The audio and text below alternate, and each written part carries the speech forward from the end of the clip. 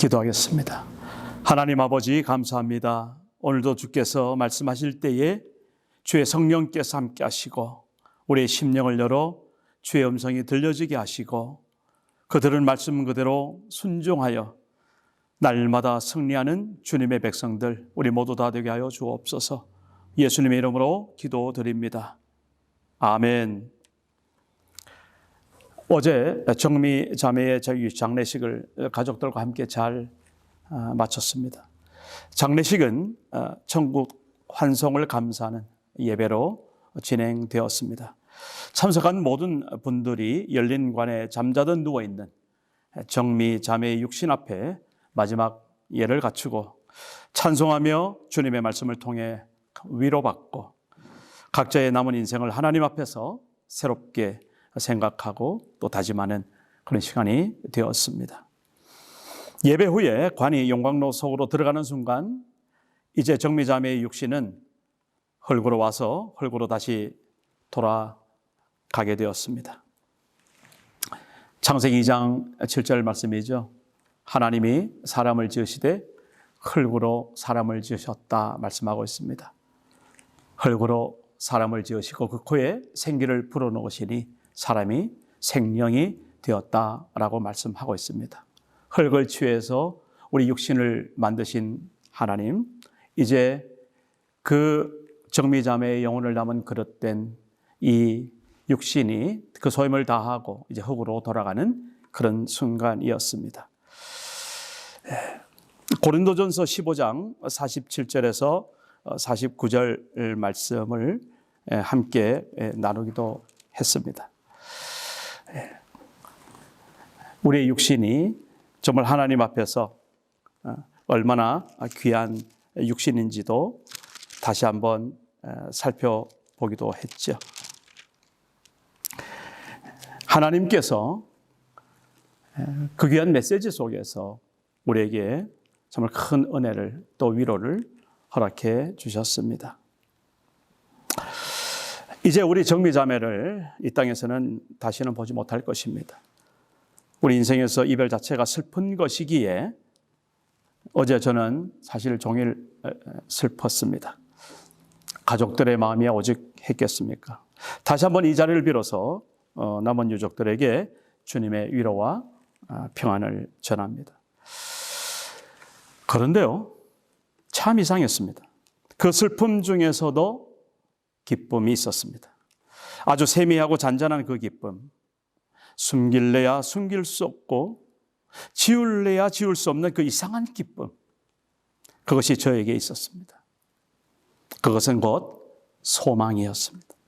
정미자매를 곧 다시 만날 수 있는, 그것도 더 이상 아픔과 고통도 없고 눈물과 한숨도 이제는 없는 그 영원한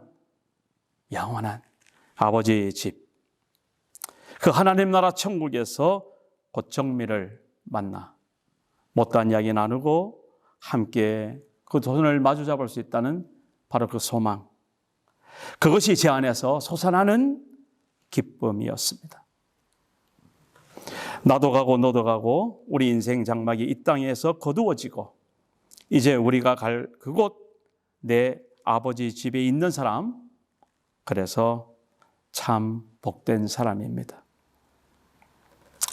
하늘에 있는 영원한 집이 약속되어 있는 사람, 정말 축복된 사람입니다. 그런 사람들만이 누릴 수 있는 이 하늘의 평화와 기쁨, 그것이 내 속에서 샘솟듯 그리고 파도처럼 밀려오는 것을 저는 어제 경험했습니다. 내게 강 같은 평화, 내게 바다 같은 사랑, 내게 반석 같은 믿음, 내게 샘솟는 기쁨, 돌아오는 차 안에서 내 마음속으로 불렀던 그 찬송이었습니다.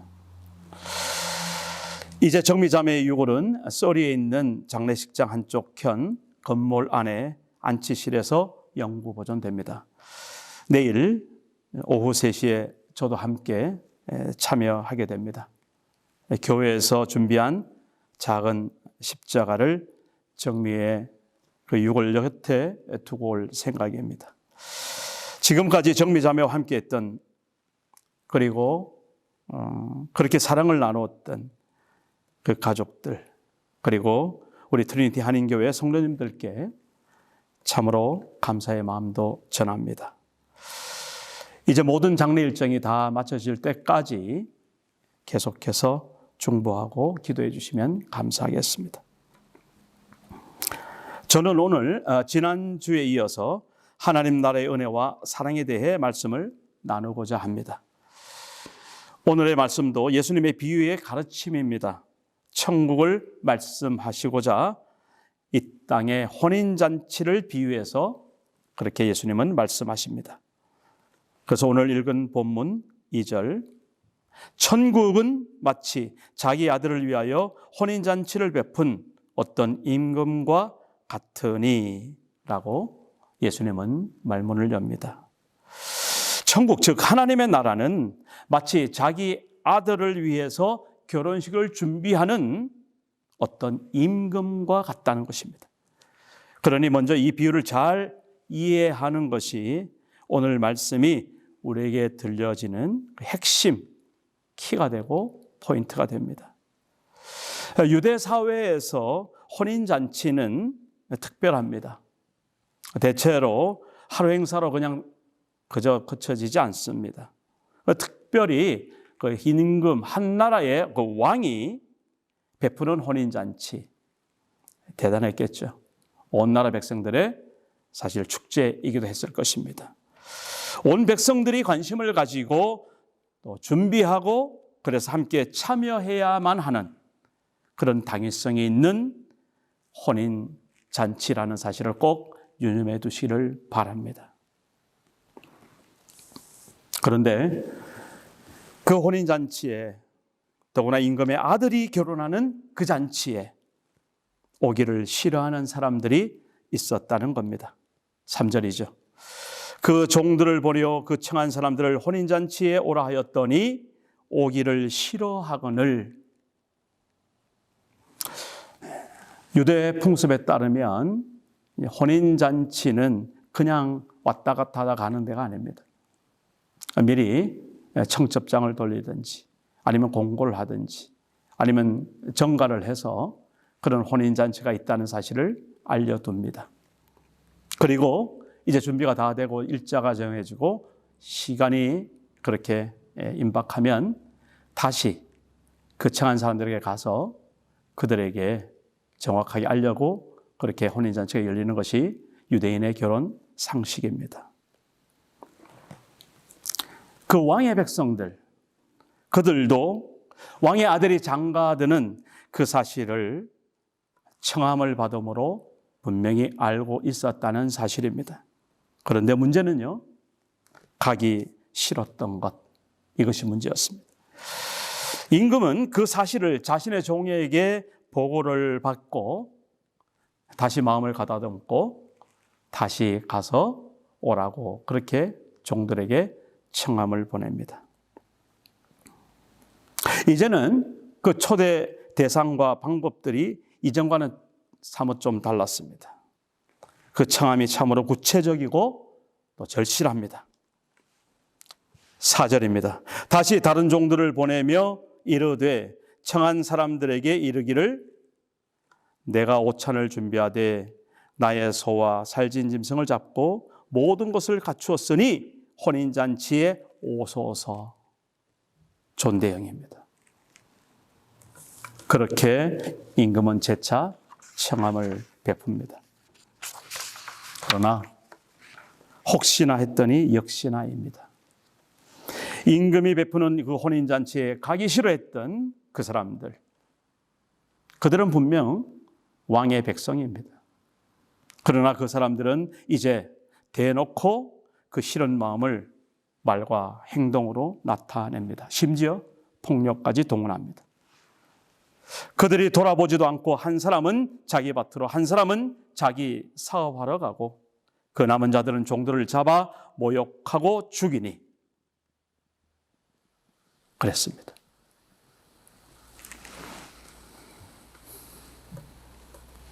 그랬더니 임금이 노하여 군대를 보내요. 그 살인한 자들을 진멸하고 그 동네를 불살랐다고 오늘 5절에서 7절에서 말씀하고 있습니다. 임금의 그 노함은 합당하고 정당한 것이었습니다. 분명히 초대했고, 그리고 마땅히 초대받았으면, 청함을 받았으면 와야 될 그 자기 백성들이 오지도 않고 각자 자기 일에 분주하고, 심지어 그 보낸 종들을 모욕하고 죽이고, 이것은 그 임금이 노해 마땅한 것이었습니다. 예수님께서 이 땅에 오셨을 때 그런 모습들을 사도 요한은 이렇게 표현합니다. 태초에 말씀이 계시니라. 이 말씀이 하나님과 함께 계셨으니 이 말씀은 곧 하나님이시라. 그가 태초에 하나님과 함께 계셨고 만물이 그로 말미암아 지은 바 되었으니 지은 것이 하나도 그가 없이는 된 것이 없느니라. 그 안에 생명이 있었으니 이 생명은 사람들의 빛이라. 빛이 어둠에 비치되 어둠이 깨닫지 못하더라. 그리고 이렇게 계속됩니다. 요한복음 1장 7절입니다.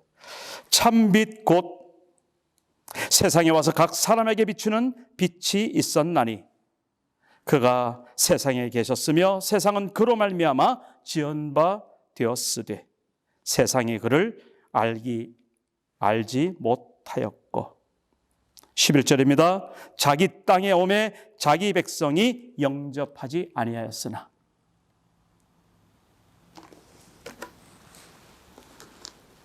그 임금의 혼인잔치를 거절하고 그 청함을 무시하고 그렇게 그 정도를 잡아 죽이고 모욕했던 그 장면에서 오늘 우리는 예수님이 독생하신 하나님으로 이 땅에 오셨을 때 어둠이 깨닫지 못하고,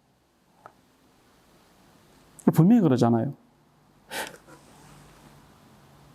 예수님께서 자기 백성에게 왔으나 그 자기 백성들이 그를 영접하지 않았다라고 분명히 말하고 있습니다.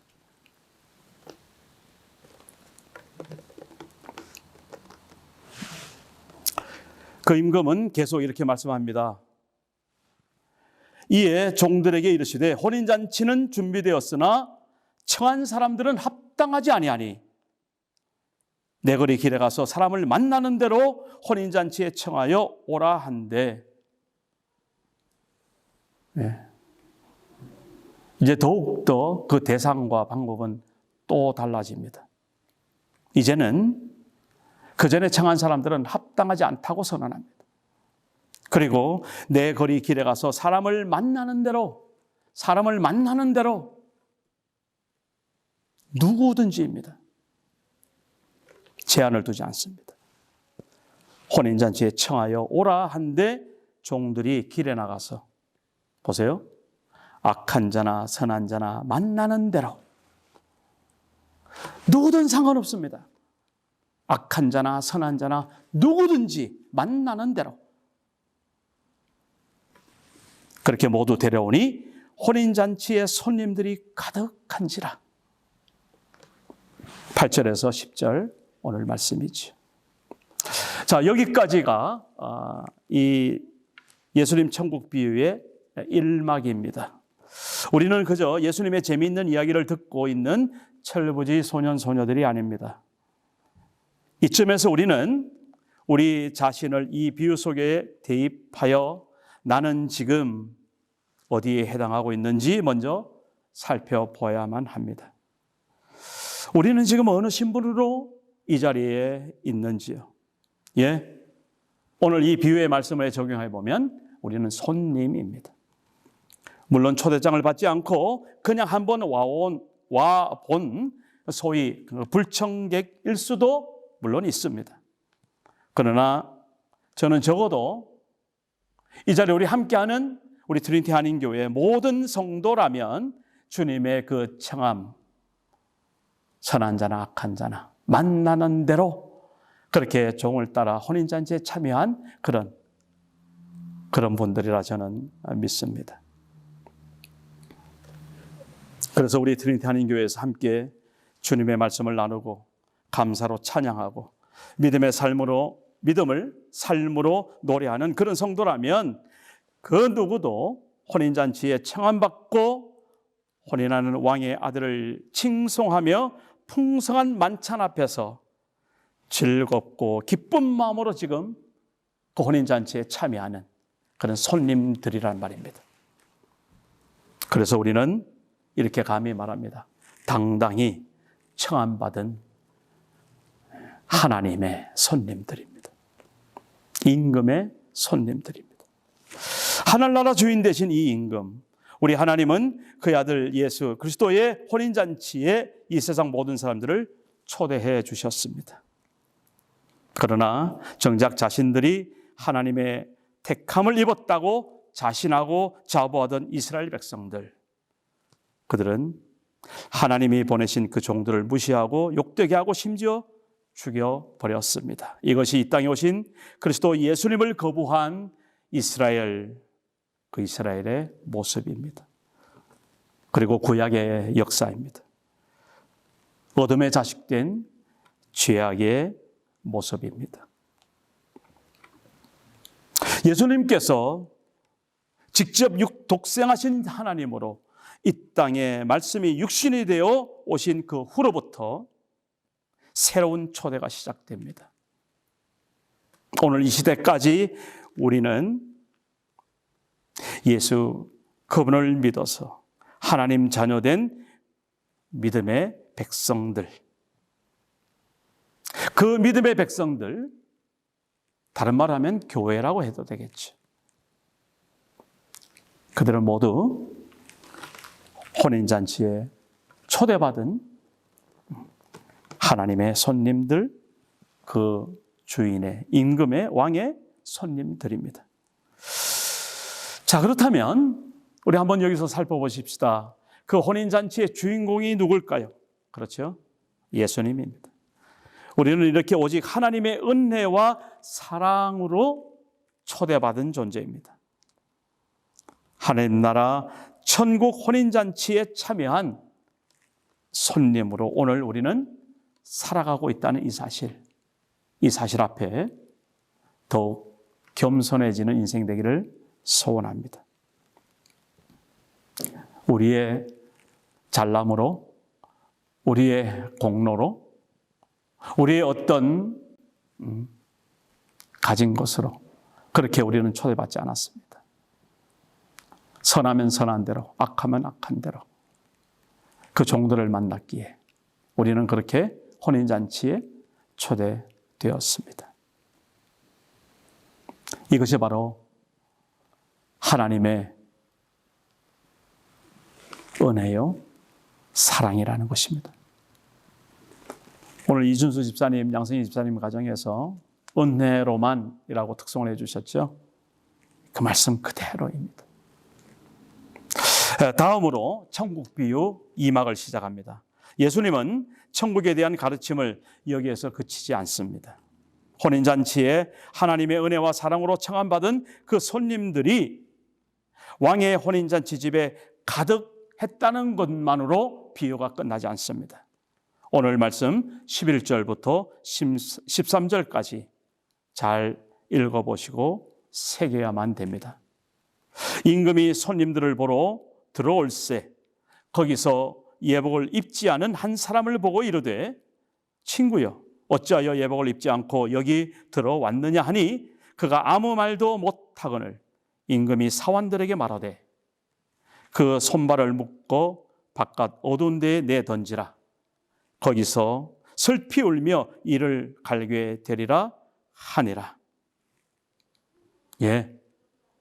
드디어 그 임금이 혼인잔치 자리에 함께하는 바로 그 시간, 그 임금은 집중하는 그 마음이 있었고 그 시각이 있었습니다. 한 사람이었습니다. 그 손님들에게 그 임금은 집중하고 있었습니다. 그런데 그 중에 한 사람, 그 한 사람이요, 예복을 입지 않았습니다. 예복을 입지 않고 있던 한 사람, 그 단 한 사람, 그 사람은 어땠다고요? 그 자리에서 쫓겨나고 수족을 묶인 채로 돌이킬 수 없는 영원한 지옥으로 들어가는 그런 일을 가는 그런 심판을 그 자리에서 받습니다. 말로도 할 수 없는 정말 기가 막힌 그런 현장이 펼쳐집니다. 저는 오늘 바로 예복을 입지 않은 이 한 사람, 이 한 사람의 모습에 오늘 우리가 우리의 마음을 다시 추스려야 한다고 봅니다. 그렇게 많은 사람들 중에 단 한 사람, 일종의 시범 케이스이기도 합니다. 그리고 경고 사이렌이기도 합니다. 그리고 뼈아픈 하늘의 충고이기도 합니다.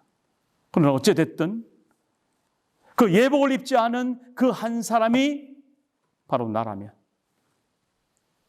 그 예복을 입지 않은 한 사람이 바로 내 자녀라면, 그 예복을 입지 않은 한 사람이 바로 우리 트리니티 한인교회 성도 중에 한 명이라면 저는 더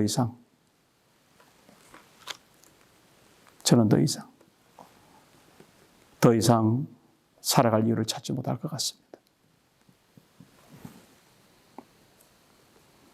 오늘 우리는 주님의 그 청함 가운데 믿음의 삶을 살아가고 있는 청함받은 사람입니다. 또 동시에 그 준비된 예복을 잘 갖추어 입고 혼인잔치에 앉아있는 오늘 14절 말씀에 있는 택함을 입은 사람입니다.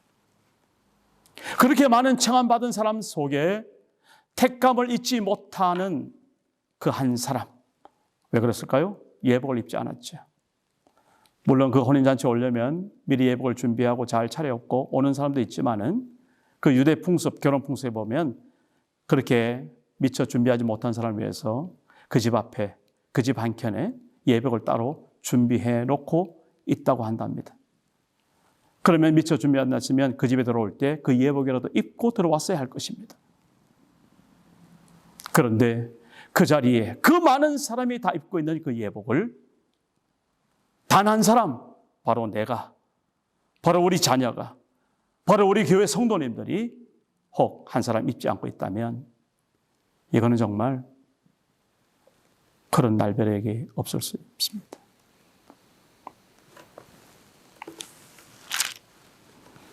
오늘 우리 트리니티 한인교회 모든 성도님들이 하나님 앞에 청함받고 그렇게 택함을 입은 하나님의 백성들. 그래서 저는 이 예복을 예수님의 그 보혈의 공로로부터 시작해서 그리고 우리의 구원받은 믿음의 사람들의 삶이라고 단연코 말씀을 드리고 싶습니다.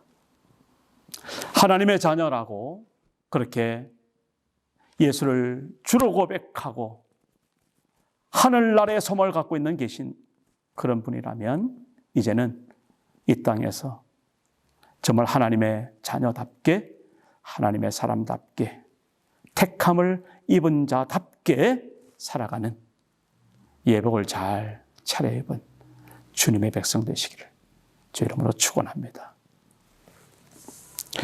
청함을 받은 자는 많되 택함을 입은 자는 적으니라. 그러나 너희는 택하신 족속이요 왕같은 제사장들이요 거룩한 나라요 그의 소유가 된 백성이니 이는 너희를 어두운 데서 불러내어 그의 기이한 빛에 들어가게 하신 이의 아름다운 덕을 선포하게 하려 하심이라. 너희가 전에는 백성이 아니더니 이제는 하나님의 백성이요 전에는 공의를 얻지 못하였더니 이제는 긍휼을 얻은 자니라. 아멘. 하나님 아버지, 오늘도 우리를 주님의 엄하신 말씀 앞에 세워주심을 감사합니다. 참으로 이 세상에 청함을 받은 사람은 많지만 택함을 입은 사람은 적다고 오늘 예수께서 비유로 말씀하시고 분명한 결론을 말씀해 주고 계십니다. 하나님, 우리가 청함받고 택함을 입은 주님의 자녀답게 이 땅에서 살아내는 하나님 나라 백성, 우리 트리니티 한인교회 다 되게 하여 주옵소서. 감사드리고 예수님의 이름으로 기도합니다. 아멘.